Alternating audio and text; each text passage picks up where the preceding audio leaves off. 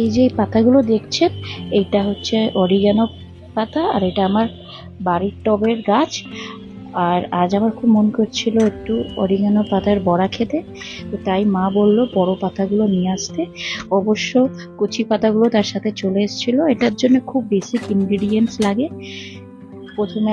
প্রথমে অরিগানো পাতাটাকে কুচি করে নেবেন। কুচিয়ে পরিমাণ মতন ময়দা নেবেন, পরিমাণ মতন চাল গুঁড়ি নেবেন, নুন নেবেন, আর কাশ্মীরি লঙ্কা গুঁড়ো নেবেন।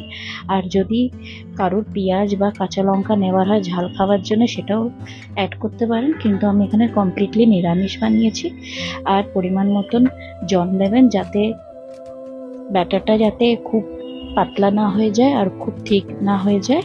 তো সেটা সাবধানে করবেন, খেয়াল রাখবেন। আর তারপর তেলটাকে হাই হিটে প্রথমে গরম করে নেবেন, হাই ফ্লেমে।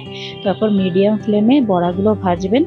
গোল্ডেন যখন হয়ে যাবে, বড়াগুলোকে তুলে নেবেন, তুলে সার্ভ করবেন সস দিয়ে বা আপনার পছন্দের চাটনি দিয়ে খাবেন। আর সত্যি কথা বলতে বলতে কি, এই বড়াগুলো হেভি খেতে হয়েছে, খুবই ভীষণ কম ইনগ্রিডিয়েন্টস। আপনারাও ট্রাই করে বলবেন।